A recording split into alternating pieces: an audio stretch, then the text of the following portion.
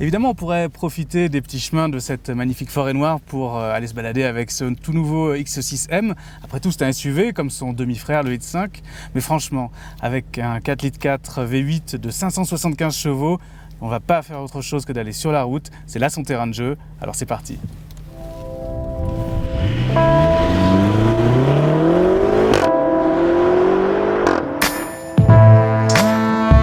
Avec la X6M, en théorie, on a à la fois un SUV format XL, un coupé 4 portes et une sportive ultra performante.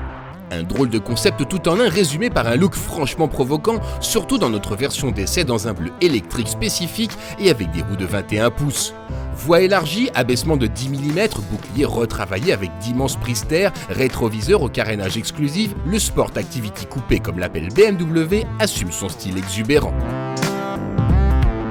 Perché dans l'habitacle, on apprécie le confort des magnifiques baquets siglés M et on détaille avec plaisir les touches de carbone et le cuir omniprésent. Sur la planche de bord trône l'écran panoramique de plus de 10 pouces qui affichera sur commande puissance et coupe une fois le V8 biturbo en action. Un sacré moteur qui développe donc 575 chevaux et un couple monstre de 750 Nm, soit 10% de plus que la génération précédente. Pas moins de 4 circuits de refroidissement se chargent de maintenir une température de fonctionnement idéale. La bande-son est assurée par un échappement à clapet variable. Le V8 BMW est bien secondé d'une nouvelle transmission automatique à 8 rapports avec palette au volant sur lequel 2 touches N-Drive permettent de mémoriser de nombreux réglages de conduite, par exemple dans une définition plus tranquille ou plus radicale à sa guise. 4 secondes de 0 à 100, c'est vraiment une excellente performance pour cette voiture. Alors bien sûr, elle a 575 chevaux, mais il semble littéralement se jouer des 2 tonnes 3 que pèse cette X6M, qu'on a tendance à facilement oublier à son volant. L'amortissement est excellent, la voiture est vive, elle est facile, une facilité presque déconcertante, mais attention à ne pas dépasser les limites parce que alors là ces 2 tonnes 3 se rappelleront à vous, et là c'est une autre histoire.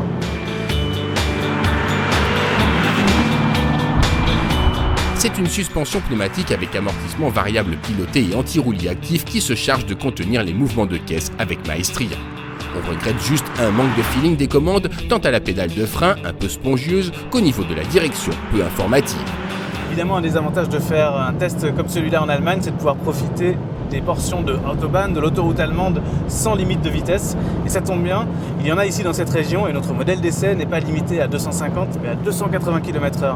Pas sûr qu'aujourd'hui on puisse pouvoir en profiter et tester ça, mais en tous les cas, avec les reprises de la voiture, c'est vraiment facile de dépasser largement les 200 km/h.